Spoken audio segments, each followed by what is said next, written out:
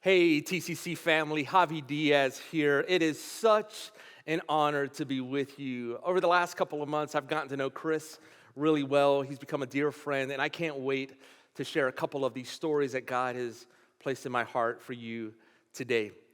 There's a couple of hard ones in there, and there's one hopeful one, and I'm happy to tell you that you get to be part of the hopeful story towards the end. So stick with me. We're going to get there really soon. So here's the thing. I'm married to an amazing, beautiful wife. Her name is Sarah, and this is a picture of us on the screen. This is us about 11 years ago, sitting on the doorstep of our very new home with our puppy in tow, and the most amazingly beautiful kid you've ever seen. Yes, I'm telling you a fact. The cutest kid you've ever seen is my firstborn, Ezra Stone Diaz. But here's the thing. About 5 years into our marriage, we had Ezra. That's what we were planning for, and God gave us this incredible gift. And we had just moved into our first home, and Ezra was about 6 months young. He was just starting to crawl, and as I mentioned, he was the cutest. But here's the other thing you need to know. I am one of those dads, one of those dorky dads who like to dress up like his kids, so that when we went out in public, people would know that I was with him, the cute guy in the room. And so on one Saturday afternoon, Sarah was working at the bank, and I got to be the dad that paraded my boy about town.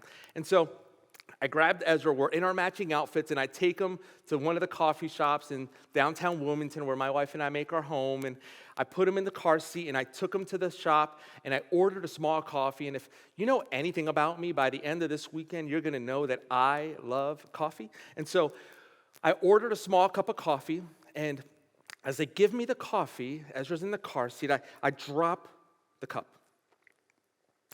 And as the cup falls, the lid comes off, and the coffee comes out, and the coffee spills into Ezra's car seat.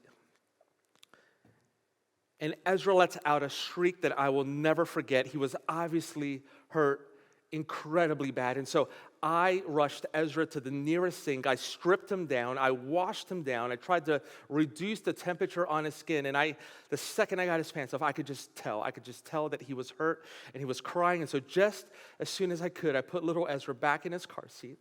I rushed him to the car. I turned over the truck, but the truck would not start.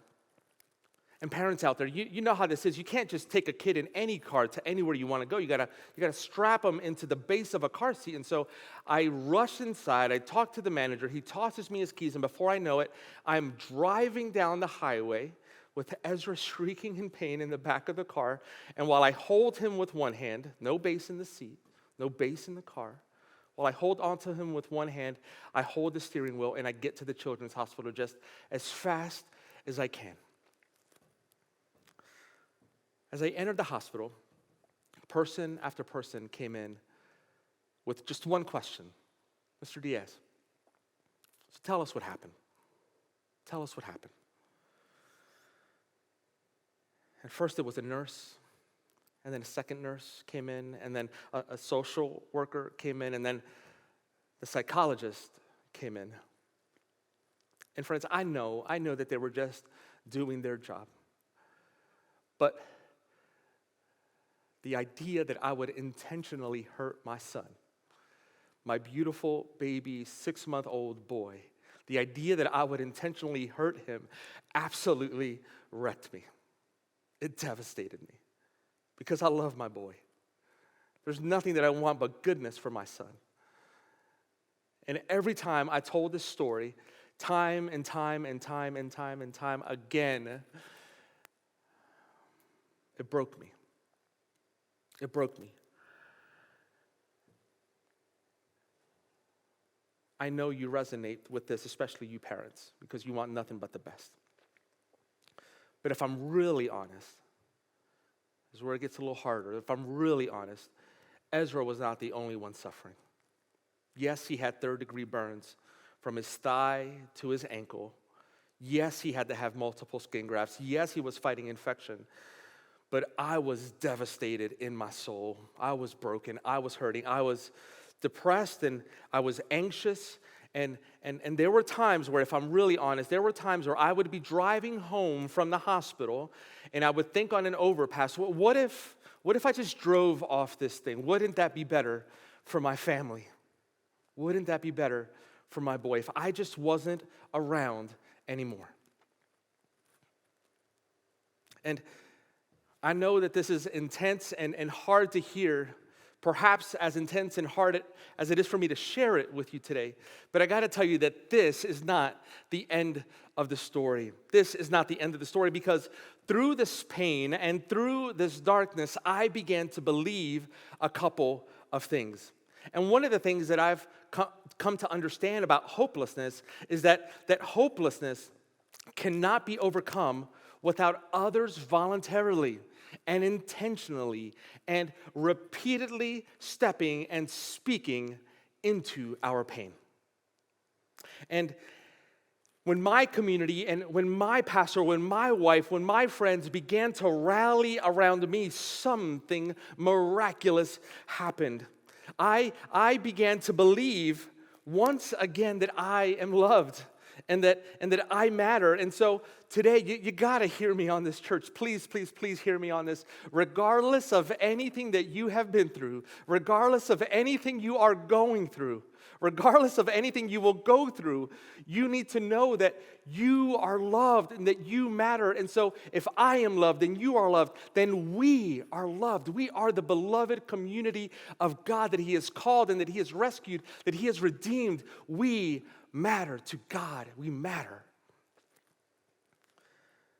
And I would have never believed that had others not stepped and spoken into my pain. And there's a couple of reasons for that. You know, the first of these reasons is because tragedy has this way of stripping us. It strips us of the very desire of wanting to be loved. That's what I felt. That's what I experienced. And this ongoing pain, it perpetuates this false narrative that we are not even valuable, that we are insignificant. I mean, be real with me. Over the last year, maybe 2 years, have you been there? Have you been in the depth of darkness that perhaps has made you wonder if you matter anymore?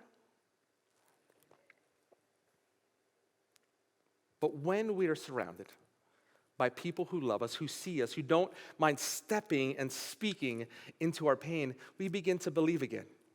It's one of the reasons we're here. It's one of the reasons we're watching online, because we get to be a part of a community that shows us the love of Christ that we need. And so I know that I experience God's perfect, healing, redemptive love in my life through the power of my community. And that community transformed my life. That community changed and saved my life.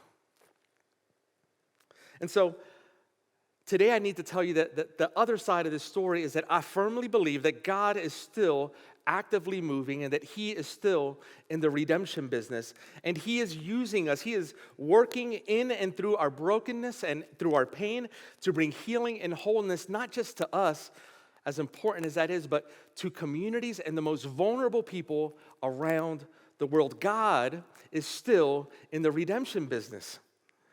And the other fact is that God's redemption story does not only unfold in the story of our biblical heroes that have gone through so much, but it unfolds in our lives, in the pages of our witness and testimony.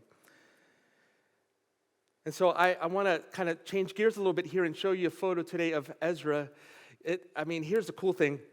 You can see it here, but today Ezra is older, obviously. He's handsome as ever. He is strong as ever. And in this photo, we're actually training for a half marathon. This boy, at the age of 10, ran 13.1 miles and raised over $1,000 with Team World Vision for vulnerable children who lack access to clean water. Yeah, that's absolutely, you can clap it up for that. It's amazing. But he's learning, like I did, that in God's upside-down kingdom, pain and hopelessness will inevitably visit us. They will inevitably visit us, but hopelessness does not consume us, and it certainly does not define us. Like most of you, the past few years have brought what I would call a little more discomfort and perhaps a little bit more pain and loss. But it has brought us countless opportunities to love and to be loved by others. And I truly believe that God's desire for all of us is that we would not be afraid to step close to the brokenhearted, to step close to those that are experiencing some of the most difficult things on planet Earth. And this past week, we've been journeying through the text in Matthew 25, and I won't get into all of the details in that, but it's been a challenging week. Some of you have given up your water, some of you coffee, only drinking water. Some of you have given up your beds. Some of you have called somebody going through a hard time, and it has been challenging. And while I won't spend a whole lot of time breaking down the greater context of Matthew 25, I do want to double click on one point. You see, Matthew 25 is the third of three parables, and it's actually a judgment scene. And in this judgment scene, he's pointing to two parties, one that's on the left and one that's on the right. He's pointing to one group sheep and another group goats. And I don't know about you, but I want to be the kind of follower, the kind of disciple of Jesus that identifies with a sheep. I want to be a sheep. And when sheep follow Jesus, they feed the hungry. They give water to the thirsty. They visit the stranger. They put clothes on the back of the naked. They visit the sick. They visit the prisoner. They bring hope and restoration and redemption to the situations and the people going through the most broken processes in the world. That is what sheep do.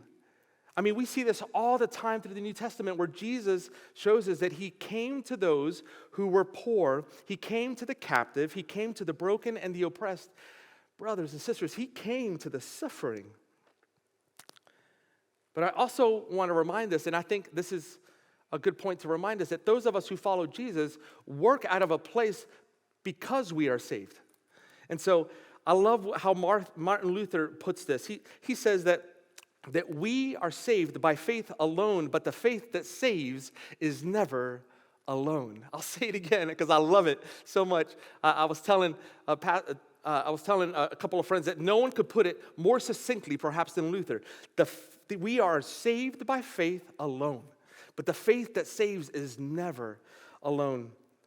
And really what he's trying to get at is that Jesus came, he lived the perfect life that we couldn't live. He died on a cross for us. He rose on the third day. He invited us into his family. We said yes, and so we are saved by faith. But after we start following Jesus, we don't live like we did before. We serve the most vulnerable.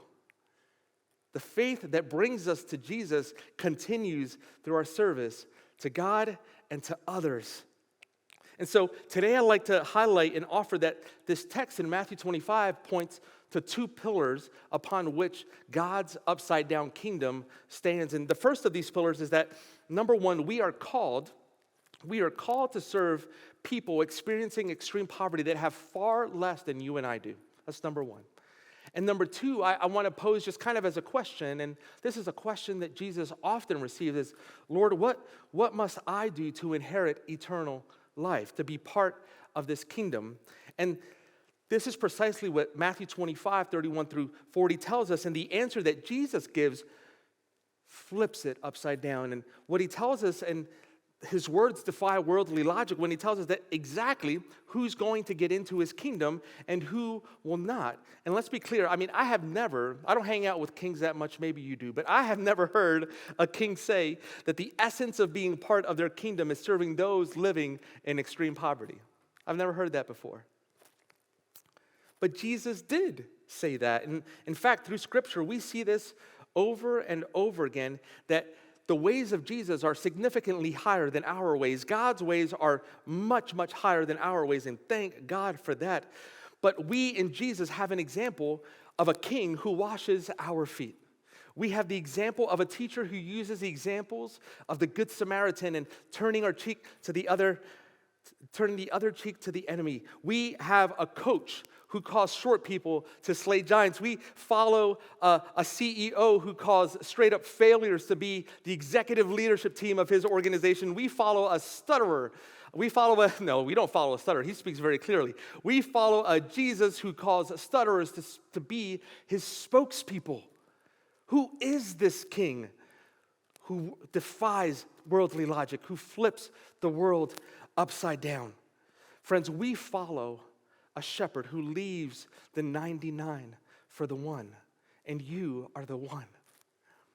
So I would argue that living in this upside down, radical reversal kind of kingdom calls us to restore broken circumstances. That's what Jesus is calling us to do, to restore broken circumstances. To restore the broken circumstances of those most vulnerable, people who lack access to water and food and shelter and safety.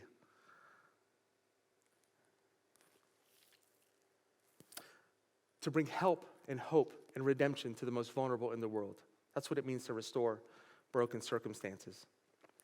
But the other thing, if we're not careful, is that we can easily gloss over the second pillar of God's upside-down kingdom that calls us, while restoring these broken circumstances, it calls us to affirm the inherent dignity of every person on earth.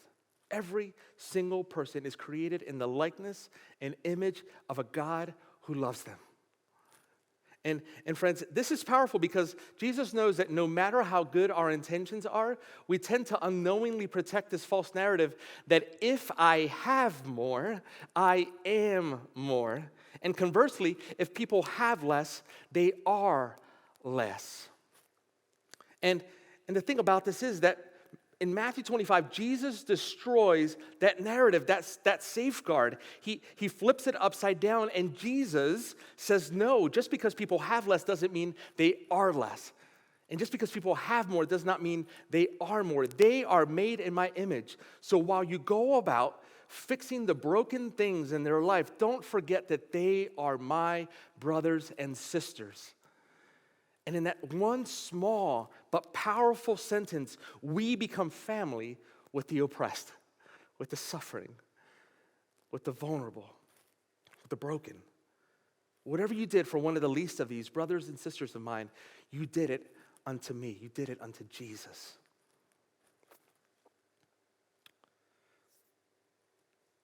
And if I'm really, really honest, even for people like me who works for World Vision, who has surrendered his life to the mission and vision of bringing the lost to Jesus and helping restore their broken circumstance and affirm their inherent dignity, I've given my life to that. Even for people like me, it's super easy to lift up the restoration of the broken circumstance and not lift up the inherent dignity. Or perhaps the opposite, to lift up that every single one of these beautiful children is made in the likeness and image of God, but not do very much on this side to restore their circumstance.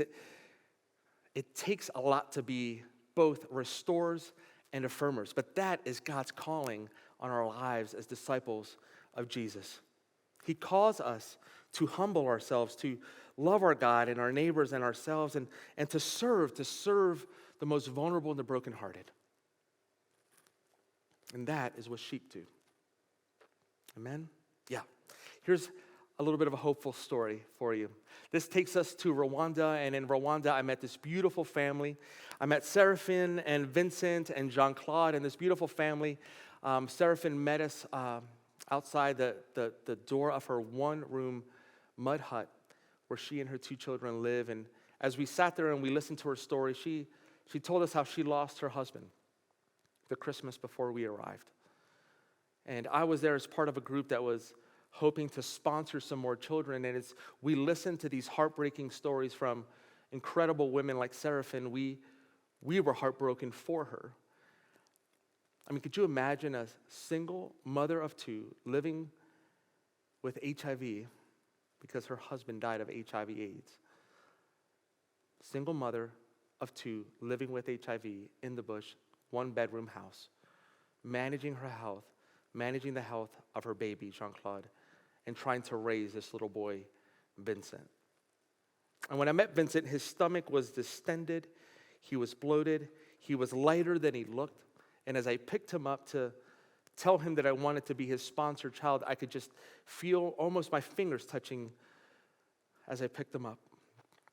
It was the saddest thing that I encountered.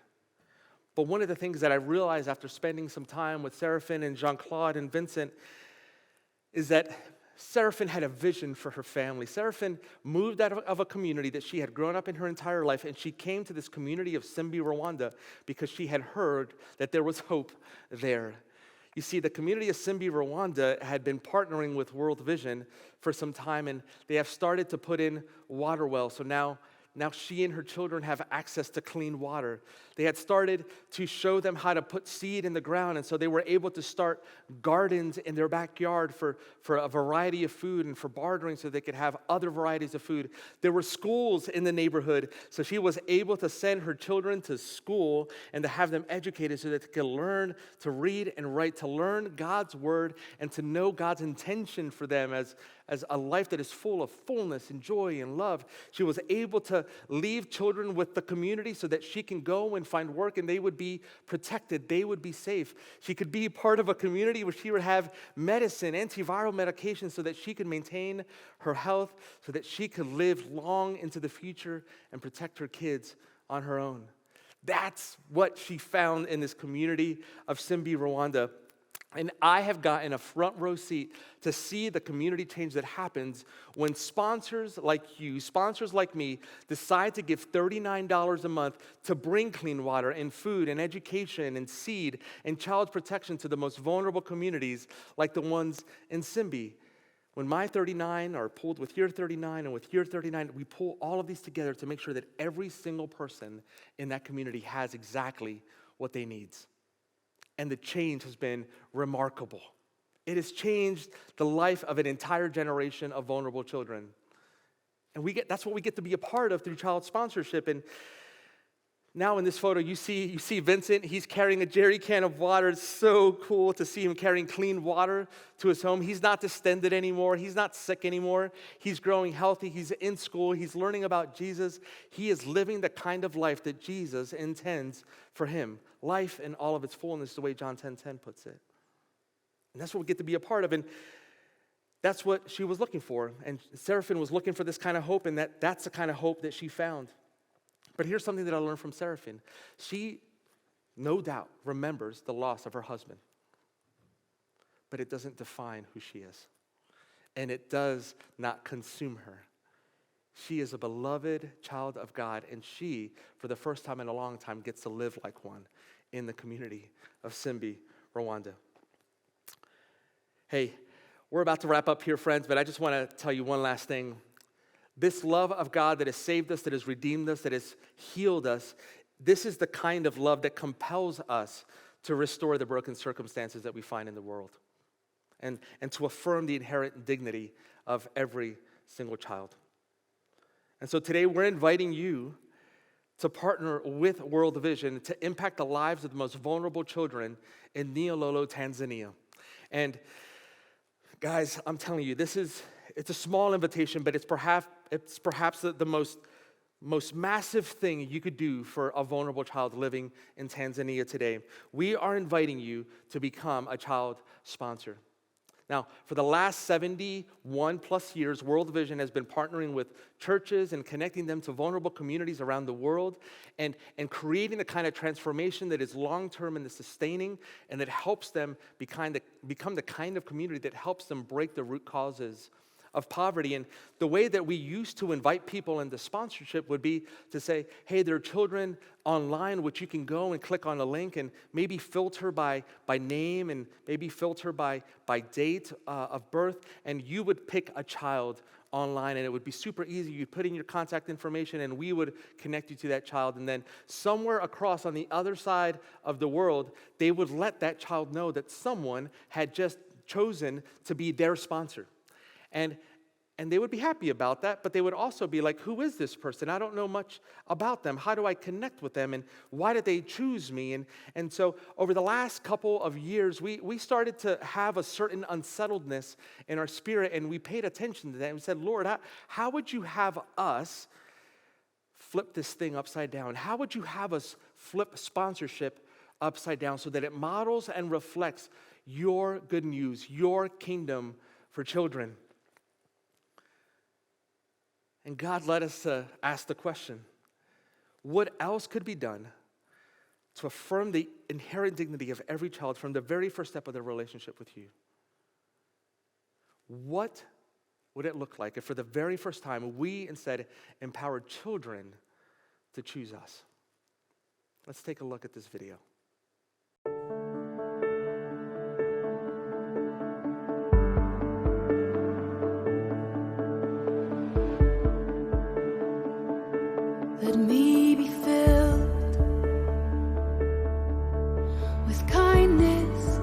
compassion for the one for whom you love and gave your son for humanity. Increase my love. So help me to love with open arms like you do. A love that erases all the lies and sees the truth.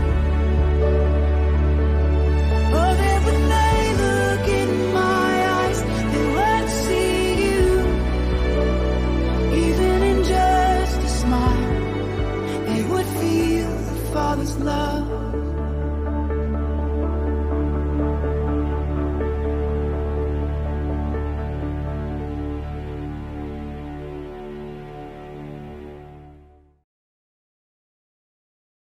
TCC family, you're probably wondering what your next step is, and I got to tell you, it's one of the more exciting ones. You see, this week, there's an amazing party that's going to happen in Nyololo, Tanzania, and it's the TCC Choosing Party, and I have it on good authority that a very special guest is going to be there this week. Isn't that right, Chris? That's right.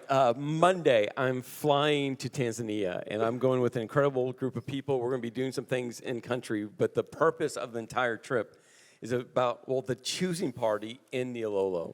That's right. I'm going to be taking your pictures. I'm going to be there while children choose you, choose me. And I tell you, I tears are welling up right now because that moment when a child reaches up and grabs a picture of you, your family, maybe it's you and your spouse or you and one of your kids or you, when they grab that picture, there's nothing like that. And then I'm going to be bringing those back because they're going to take a picture of that child holding your picture. Like yeah. It's such an amazing opportunity. Again, what I love about World Vision is they're flipping this whole child sponsorship idea upside down and handing to the child the dignity, the affirmation that they get to be the ones choosing. And so we've set a big goal across all of our churches. We want 200 kids to be sponsored, 200. And I just want that to rest in, because guess what? We'll get there by every single one of us saying yes, I want to be a part. Saying yes to say, you know what? I'm going to take a step of faith in God. I just believe so much in what you are doing. I want to be a small part of your mission. So say yes. That's what I'm asking. Say yes. Say yes. Why? Because there's just something about us being connected together and celebrating together as a gathering of people of God's church, but also being connected with families, kids, parents, halfway around the world.